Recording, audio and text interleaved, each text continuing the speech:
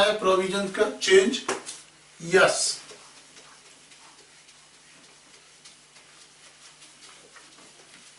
अब हम समझेंगे यूज ऑफ द प्रोविजन। हाँ जी, अब हम समझते हैं use of the provision.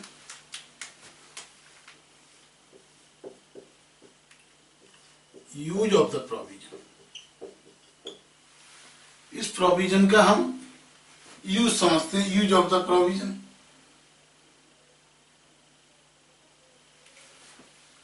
Use only for the purpose for which it was originally recognized. Originally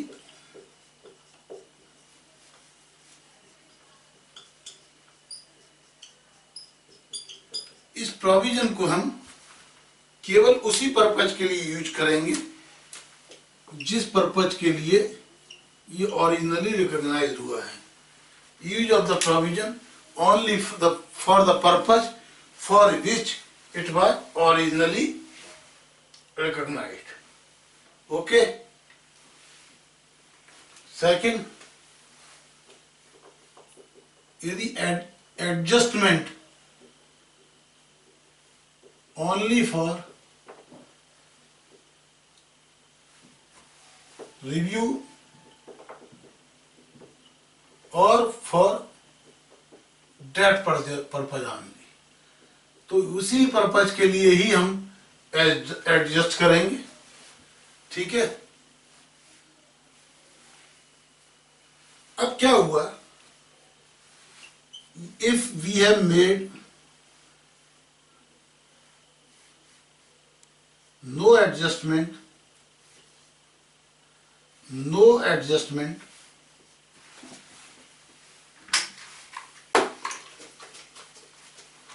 हाँ जी, अब आप समझिए, no adjustment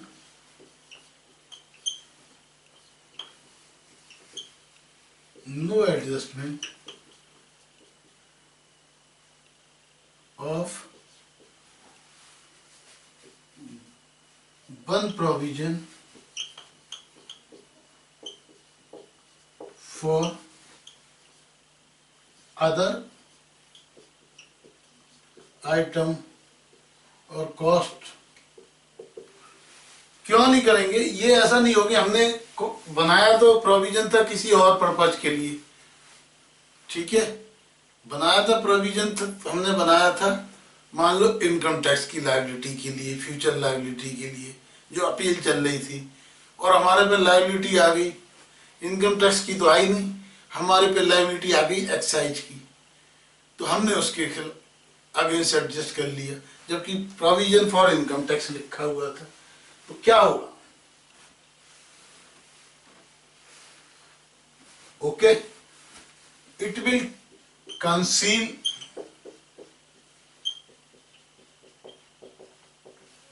effect of original provision and new items cost, expenses और अमाउंट, कोई भी अमाउंट होगी नए आइटम की, और इस प्रोविजन को ये कंसील कर लेगा। इसलिए स्टैंडर्ड करता है जिस काम के लिए हमने यूज किया है, जिस काम के लिए प्रोविजन बनाया है, हमें उसी काम के लिए प्रोविजन को यूज करना है। ओके।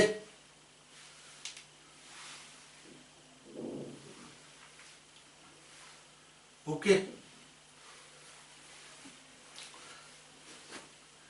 तो ये हमारी प्रोविजंस के बारे में हमने आपको काफी कुछ बताया। अब हम कुछ एक चीजें आपको और बताते हैं। एक आता है प्रोविजंस फॉर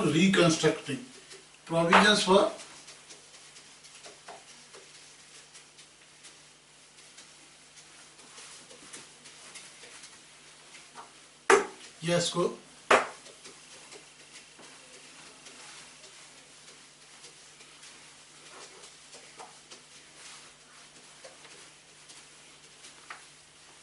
नेक्स्ट आता है रिकंस्ट्रक्शन कॉस्ट।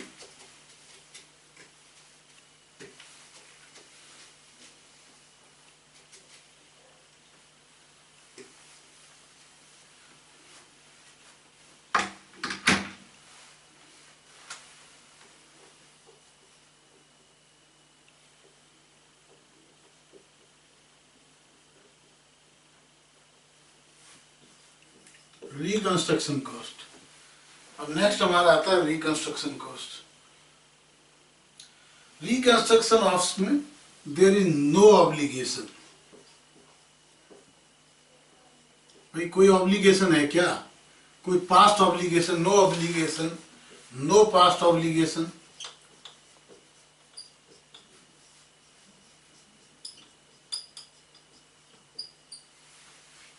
ठीक है,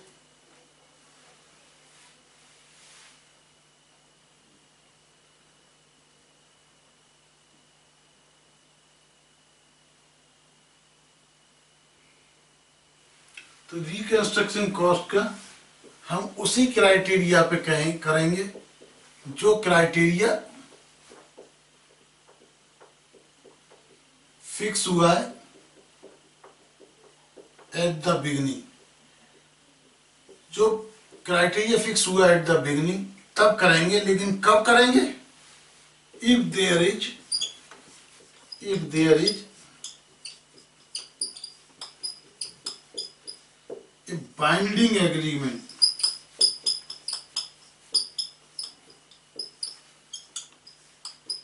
यदि कोई बाइंडिंग एग्रीमेंट होगा अबाउट रिकंस्ट्रक्शन। रिकंस्ट्रक्शन के केस में रिकंस्ट्रक्टिंग कॉस्ट को तभी हम प्रोवाइड करेंगे। ओके, ये सब समझ में आया? Yes sir. हाँ जी, क्या कहा? अच्छा, आप कहते हैं कंटीजेंट लायबिलिटी को सर थोड़ा सा दोबारा बता दीजिए।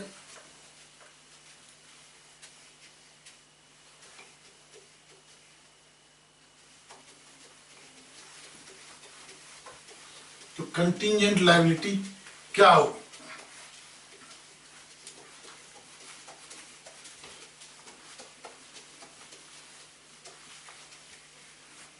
हाँ जी, तो कंटीजेंट लायबिलिटी क्या होगी ये हम बता देते हैं। About the contingent liability,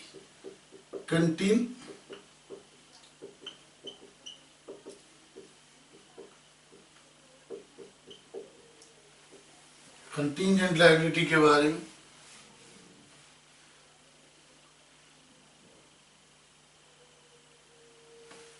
contingent liability के कब मानी जाएगी? या तो कोई पॉसिबल इवेंट्स हो, possible events but not present,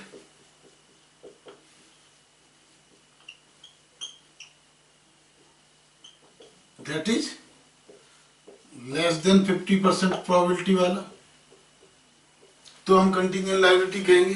कि मोर देन 50% वाले को तो हमने प्रोविजन कह दिया, तो लेस देन 50% प्रोबेबिलिटी हो। ओके, या कोई प्रेजेंट लायबिलिटी हो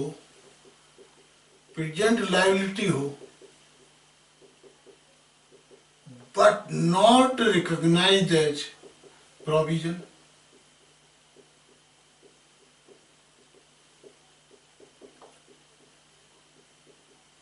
कोई प्रेजेंट लायबिलिटी है लेकिन रिकॉग्नाइज ही नहीं की गई।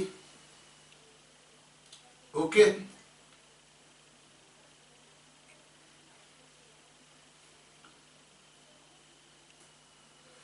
क्यों नहीं रिकॉग्नाइज की गई? या तो आउटफ्लो प्रोबेबल नहीं था तभी तो नहीं की जाएगी, या तो आउटफ्लो प्रोबेबल नहीं था या फिर नॉट मेजरेबल था।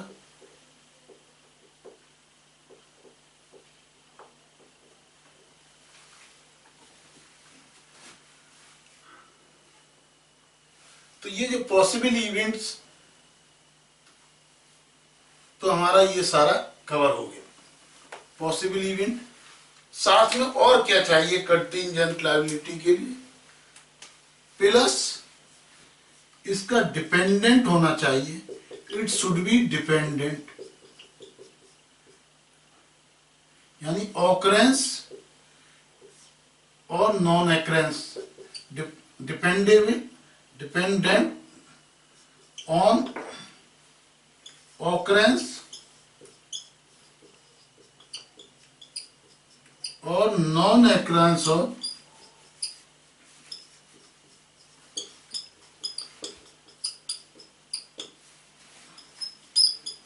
Certain future events. हाँ जी,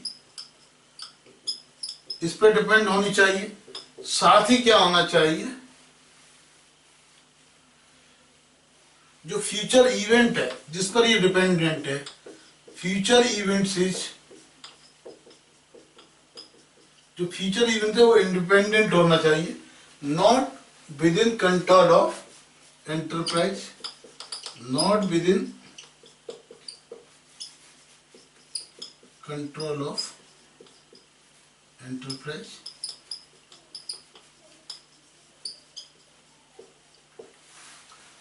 हाँ जी,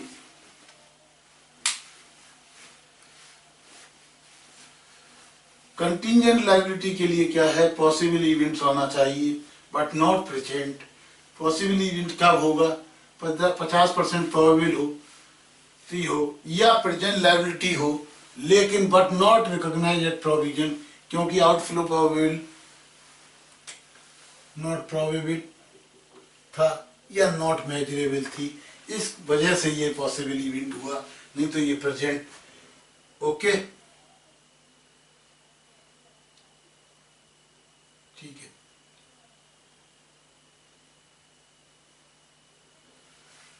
अब इस जो करंट लायबिलिटी यदि ये होगी तो इसको हमें क्या करना है, ये जो करंट लायबिलिटीज है इसको हमें कोई रिकॉग्नाइज नहीं करना है। करंट लायबिलिटीज को रिकॉग्नाइज का मतलब कोई इसको बैलेंस शीट में नहीं डालना है, कंटिंजेंट लायबिलिटी को केवल डिस्क्लोज करना है, डिस्क्लोज करना है। यहाँ पे recognition of the contingent liability means disclosure. यदि आपको पहले वाले उससे कंफ्यूजन हुआ है तो वो कंफ्यूजन को बिल्कुल अपने माइंड से हटा दीजिए, कंफ्यूजन को माइंड से हटा दीजिए। प्रोविजंस रिकॉग्नाइज करने की बात थी, कंटिंजेंट लायबिलिटी रिकॉग्नाइज करने का मतलब कंटिंजेंट लायबिलिटी को डिस्क्लोज करना है यदि वो 50% से कम है और रिमोट है, तो आपके पास ऑप्शन है डिस्क्लोज करिए या फॉरगेट कर जाइए, या फॉरगेट, डिस्क्लोज और forget.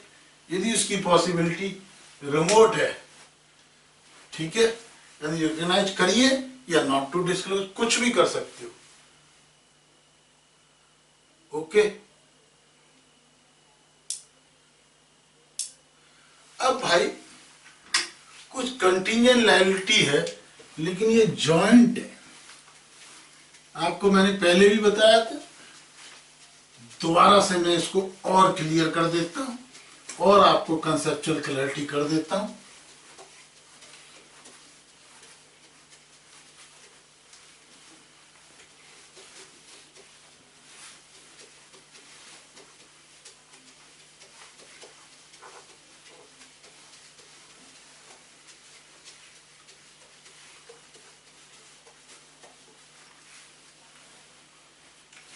Contingent liability joint, contingent joint liability, यदि ये कंटिंजेंट लायबिलिटी प्रेजेंट है, प्रेजेंट लायबिलिटी है, प्रेजेंट ऑब्लिगेशन है, ठीक है, यानी मोर देन 50% प्रोबेबल है, प्लस रिलायबल एस्टिमेट्स हैं, प्लस डिपेंडेंट ऑन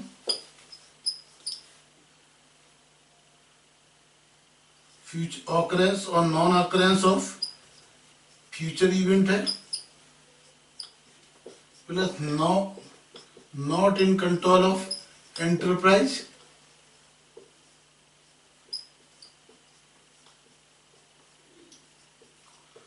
ये सारी चीज है और हमारी जॉइंट लायबिलिटी है। तो इसके केस में दो चीजें बनेंगी, यानी थोड़ी लायबिलिटी हमारी है, थोड़ी किसी और की। तो जॉइंट लायबिलिटी है, एक हमारी है ए की और एक बी की। तो यानी ए मीन्स यानी हमारी यानी एंटरप्राइज की, जिसकी हम बात कर रहे हैं, और ये दूसरे एंटरप्राइज की।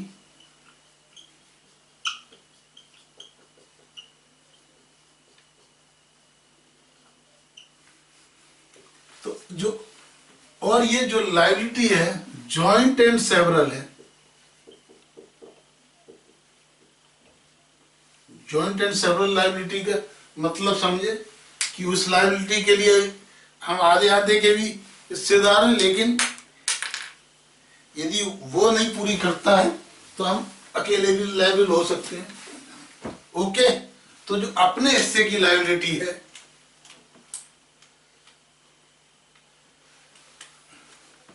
तो ये हमने बता दिया कि इसके रिलायबल स्टेट, तो इस अपने हिस्से की हमको प्रोविजन बनाना पड़ेगा। और ये जो दूसरे के हिस्से की लायबिलिटी है, इसको हम कंटिंजेंट लायबिलिटी में डिस्क्लोज करेंगे। इसको हम कंटिंजेंट लायबिलिटी डिस्क्लोज करेंगे। और जब हम कंटिंजेंट लायबिलिटी डिस्क्लोज करेंगे, ठीक है, तो कंटिंजेंट लायबिलिटी होगी, तो हम प्रोवाइड तो नहीं करेंगे, डिस्क्लोज करेंगे। लेकिन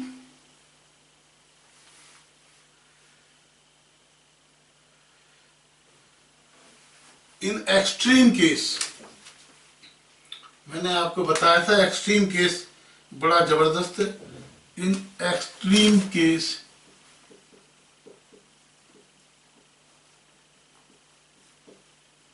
और you can say rare case,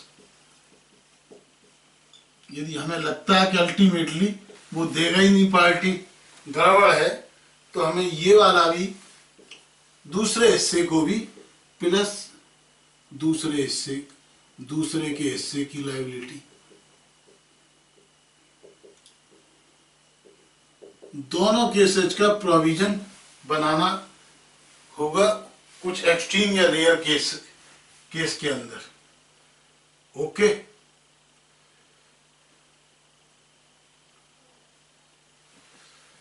in joint cases के अंदर भी हमको टाइम पर रिव्यू करते रहना है। Review on each balance sheet date और इवन टाइमली।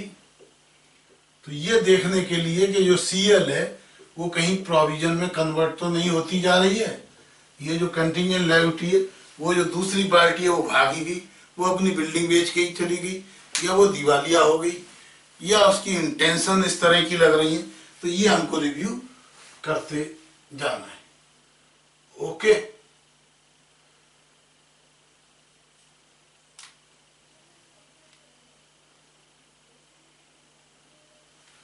अब आ जाइए नेक्स्ट इज कंटिंजेंट असेट्स। क्योंकि ये जो स्टैंडर्ड है, ये कंटिंजेंट लायबिलिटी के साथ साथ कंटिंजेंट लायबिलिटी को दो भागों में बांट दिया है इसने, प्रोविजंस एंड कंटिंजेंट लायबिलिटी, और एक तीसरा जो not to disclose contingent liability, zero के लगभग पॉसिबिलिटी वाली। ठीक है। इसके अलावा जो ये स्टैंडर्ड कहता है कंटिंजेंट असेट्स के बारे में, जिस पर हम अभी तक पहुंचे ही नहीं। तो अब हम थोड़ा सा कंटिंजेंट असेट्स के बारे में आपको बता देते हैं, ठीक है।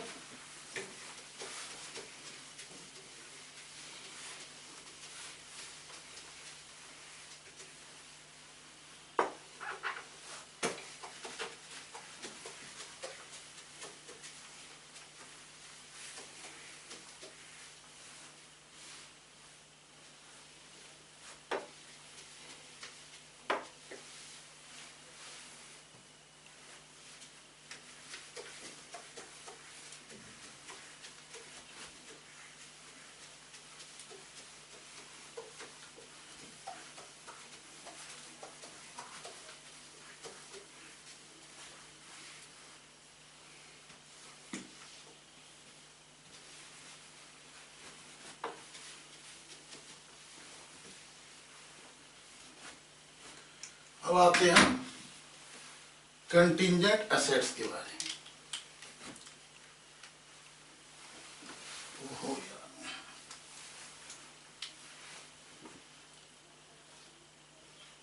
कंटिंजेंट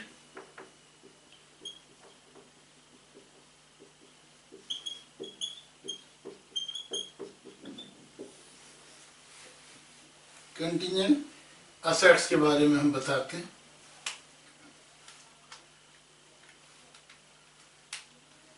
जो कंटिंजेंट असेट्स हैं ये क्या होती हैं, होती क्या है, यूजुअली अनप्लान्ड, ये होती है unplanned unexpected inflow of fund, unexpected unplanned unexpected possibility of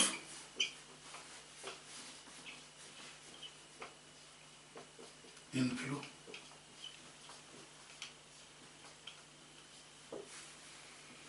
usually unplanned unexpected छप्पर फाड़ के कुछ दे जाता है, कहते हैं ना भगवान जब देता है तो छप्पर फाड़ के देता है, इसी तरह कुछ अनप्लान्ड अनएक्सपेक्टेड पॉसिबल इनफ्लो हो जाते हैं। ओके, यह उसकी पॉसिबिलिटी बन जाती है कि शायद ये हो जाए, शायद ये हमको मिल जाए, शायद हमारा छप्पर फट के लक्ष्मी हमारे घर में आ जाए। तो इसकी यदि पॉसिबिलिटी है तो इसको हमें क्या करना है, स्टैंडर्ड कहता है नॉट टू रिकॉग्नाइज। सर ये तो हमें वैसे ही पता था ES 9 के हिसाब से भी, हाँ तो ES 9 के हिसाब से भी पता था, ठीक है। तो नॉट टू रिकॉग्नाइज, क्लियर। उसके अलावा भाई आपको बहुत कुछ पता था, ये भी पता था सब कंटिंजेंसी तो AS4 में आती है, अरे आती थी, अभी भी AS4 है, लेकिन जब से AS 29 आया उतने पैरे जो पैरे असेट्स एंड लायबिलिटी से रिलेटेड थे वो वहां से हटा दिए गए, रिपील कर दिए गए, क्योंकि नया AS 29 आ गया। इसी तरह कुछ पैरे थे वो भी रिपील हो गए, वो हट गए, ऐड हो गए, क्योंकि AS 30 आ गया। तो AS 29 की वजह से AS4 के कुछ प्रोविजंस रिपील कर दिए गए, वो हम कंटिंजेंट असेट लायबिलिटी में ही पढ़ रहे हैं। ओके, तो not to recognise, contingent asset not to be recognise, even not to disclose. Sir फिर आप पढ़ा क्यों रहे हैं नॉट टू डिस्क्लोज? बेटे ये इसीलिए पढ़ा रहे हैं, लेकिन if you want to disclose तो you can disclose, may be disclose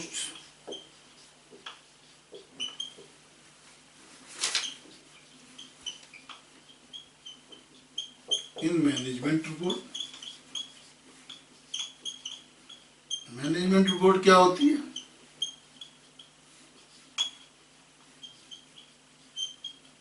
हाँ जी, बोर्ड डायरेक्टर्स रिपोर्ट,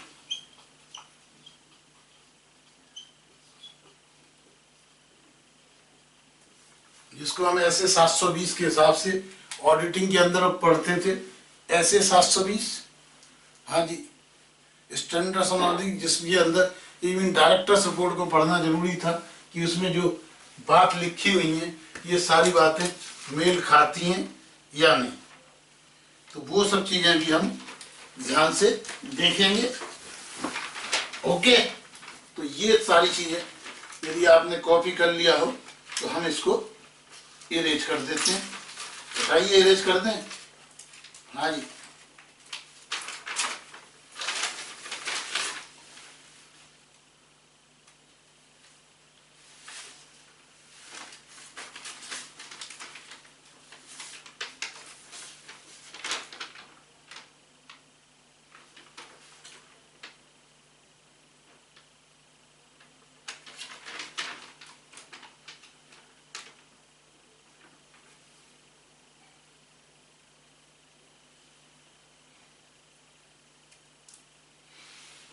अब इसी करंट एसेट्स के बारे में कुछ और चीजें, छोटी छोटी चीजें हैं, वो भी हम आपको डिस्क्लोज कर देते हैं, आपको बता देते हैं। ये बेटे ये भी डिस्क्लोजर ही है, आपके सामने जो छुपा हुआ स्टैंडर्ड है उसको, ये बेसिकली उसके जो छुपे हुए पॉइंट हैं उनको डिस्क्लोज करना है इन द लाइटर सेन। अब भाई ये जो कंटिजेंट रिसीट्स हैं, यदि ये वर्चुअली सर्टेन हो तो भाई आपने कहा कि ये वर्चुअली सर्टेन असेट्स हो तब क्या करोगे, क्योंकि आप तो AS 9 में पढ़ते थे यदि सर्टेनिटी है तो हम कंटिन्यू, अरे बेटे यदि वर्चुअली सर्टेन है तब तो ये असेट्स ही हो गई, फिर ये कंटिजेंट कहाँ रही। यदि ये वर्चुअली सर्टेन है तो इसको कंटिजेंट असेट में मत डालिए, उनको असेट ही कह दीजिए। ओके, तो इसको वर्चुअली तो इसको रिकॉग्नाइज कीजिए एज एन असेट। ठीक है, जो भी आपका AS 10 कहता है उसके हिसाब से आप इस असेट्स को रिकॉग्नाइज कर लीजिए।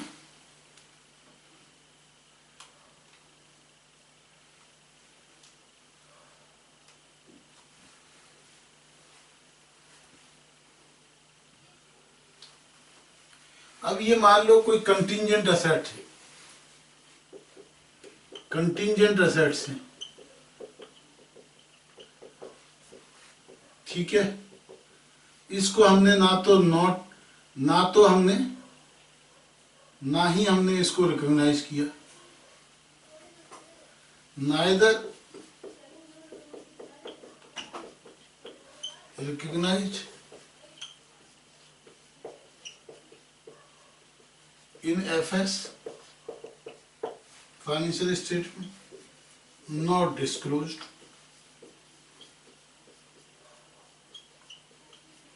मैनेजमेंट रिपोर्ट में किया हो या ना किया हो, डन, डिस्क्लोज्ड और नॉट डिस्क्लोज्ड, क्योंकि वहां तो वो कर सकते हैं ना, तो हमें करना क्या है, इनके बारे में कुछ नहीं करना, ऐसा नहीं है बेटे, इनको हम कंटिन्यूसली रिव्यू करते रहेंगे, हम इसको कंटिन्यूसली रिव्यू करते रहेंगे। ठीक है, इस बार एसेट्स को हम कंटिन्यूस रिव्यू करेंगे व्हेन इकोनॉमिक बेनिफिट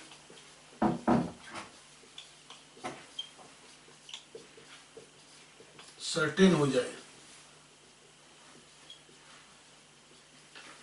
जिस समय भी इकोनॉमिक बेनिफिट हमारा सर्टेन हो जाएगा, जिस फाइनेंशियल स्टेटमेंट ईयर में, जिस फाइनेंशियल ईयर में ये, जिस फाइनेंशियल ईयर में हमारा ये सर्टेन हो जाएगा, उस ईयर में, in the year in which change occur, change means change occur मतलब अनसर्टेनिटी से वर्चुअली सर्टेन हो गया,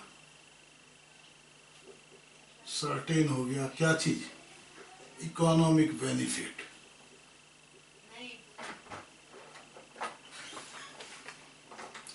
वहीं पर आप रिकॉग्नाइज कर लीजिए।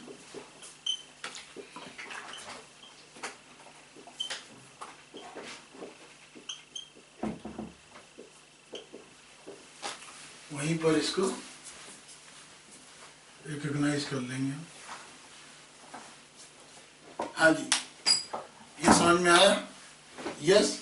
तो हम नेक्स्ट लेक्चर में आपको पूरा चार्ट बना के दिखाएंगे।